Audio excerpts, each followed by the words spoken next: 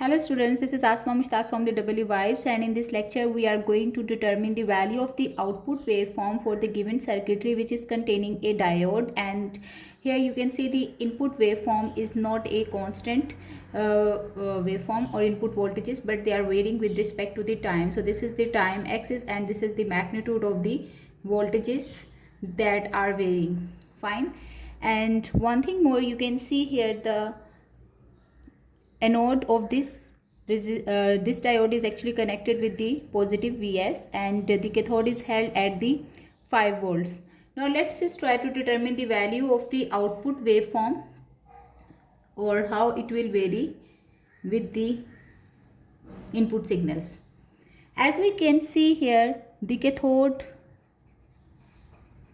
terminal is at plus 5 volts potential, while input at the anode terminal will start varying from 0 volt to maximum 20 volts. Fine. So let's start the analysis. When the input voltages or the source voltages are equal to 1 volt, then we can see here the voltage potential at the anode terminal is equal to 1 volt, and anode to cathode 1 minus 4 will be some negative potential. So when V in is equal to 1 volt, then anode minus cathode potential is equal to 1 minus 5, which is equal to minus 4. So it will be reverse biased. Okay. Similarly, when anode voltage is reached to 2 volts or 3 volts or 4 volts or 5 volts, means if anode voltages are equal to 5 volt, then 5 minus 5 volt is equal to 0 volt. Still, anode to cathode potential is not sufficient to overcome the barrier potential, which is 0.7 volts in case of the silicon diode. When input voltages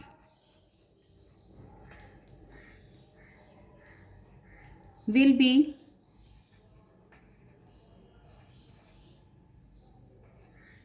from 0 to 5 volts, then the diode will be reverse biased and it can be replaced with an open switch. So if I will draw the equivalent circuit of this, I can just replace the diode with an open switch, and we can say that there is no complete path for the current to flow, and V out, which is being measured from this point to this point, is actually the voltages at this position, like point A and point B.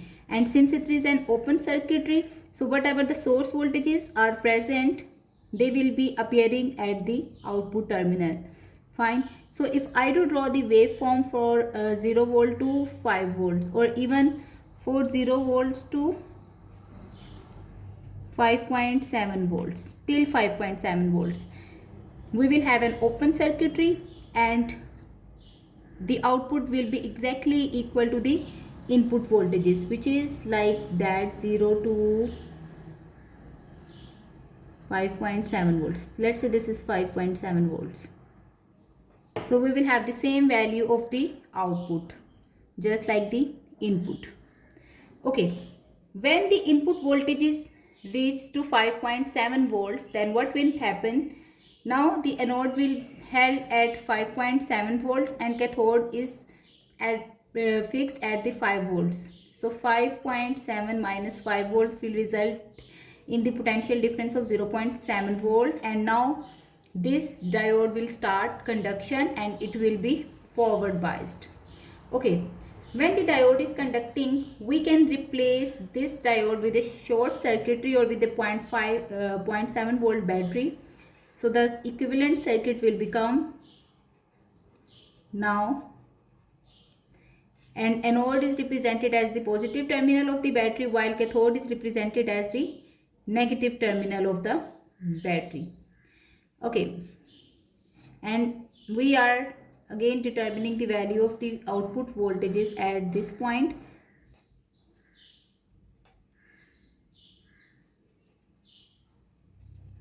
Fine. Now the current that will be flowing through it can be represented by ID, and the output voltages V out is actually equal to the voltages between the point A and point B, which is equal to I D times of 1 kilo ohms plus 0.7 volts then plus 5 volts. Okay.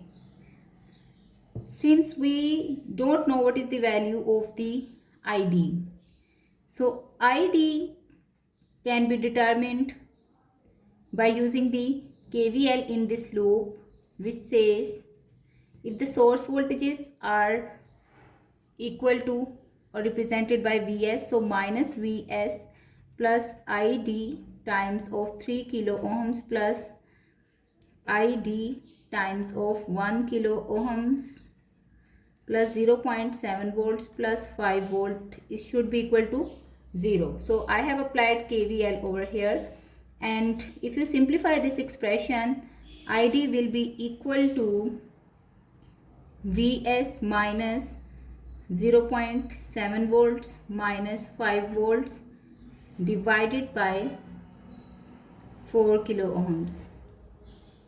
Okay, and on further simplification you can see ID is equal to Vs minus 5.7 volts divided by 4 kilo ohms. Now if I substitute the value of Vs is equal to 10 volts first, so 10 volts minus 5.7 volts divided by 4 kilo ohm will give me the value of ID, which is equal to 1.075 milliampere, 1.075 milliamperes. Okay, and when I will substitute the value of ID for determining the value of the V out, which is equal to this,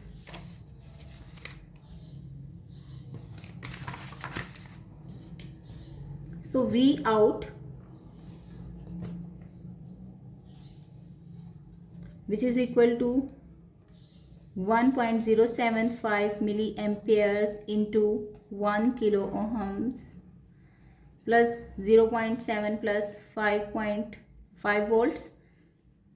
So it will be equal to 5.701075 volts. Similarly, when you will substitute the value of Vs is equal to, when Vs is equal to 10 volts, then ID will be equal to 20 volts, because the maximum magnitude of the source voltage is equal to 20 volts. Because when the potential of the input voltage will increase from 5.7 to 20 volts, the diode will be forward biased, and we have to determine the value of the output voltages. That's why first I took the value of the Vs equal to 10 volts, and I got the value of ID corresponding to that, and then we determine the value of the output voltages. Similarly, now I am going to substitute the value of 20 volts in place of Vs, and I will see how much maximum current can flow in this circuitry. Once I will determine the value of ID, I will again find the value of the output voltages which is present at the point A and B. So ID will be equal to, in this case, so when maximum source voltage is substituted in the expression, you will get the diode current or the circuit current which is equal to 3.575 milliamperes, and then you will substitute the value of ID in the expression of the V out, which is the summation of the voltages across the resistor plus 0.7 volts and then plus 5 volt battery. So here you will get the maximum magnitude of the voltage, which is equal to 9.275 for the 20 volt input source. Okay, so let's just draw it. Let's say we had the value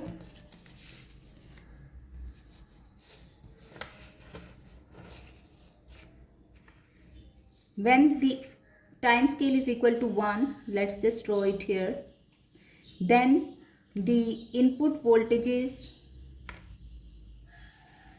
sorry, the output will be equal to 9.275. So it will be round about over here 9.275, and we can just represent it something like that. Okay.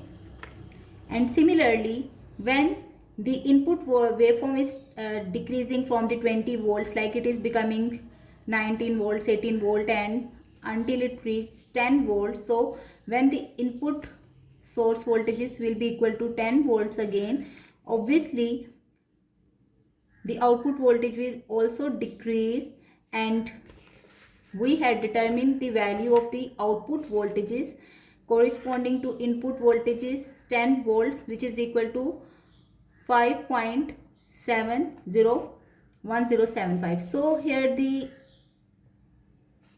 output will be equal to something like that, and finally you will again see it should be right here 5.701075. Okay. Once the input voltages decreases to the value, like if they reach to the value of 5 volts again, somewhere over there, then what will happen? Diode will again reverse biased, and it will act as an open circuitry. So whatever the input voltage will be present will be forwarded at the output side. So this will be something like that. Okay. Here you can see, although the input and output waveforms are almost matching, but their magnitude is different. So the input was maximum to 20 volts, while the output side will have the maximum magnitude equal to 9.75 volts. Okay. So in this way, if you are given some time varying waveforms, you will be performing the analysis like that. Thank you for watching.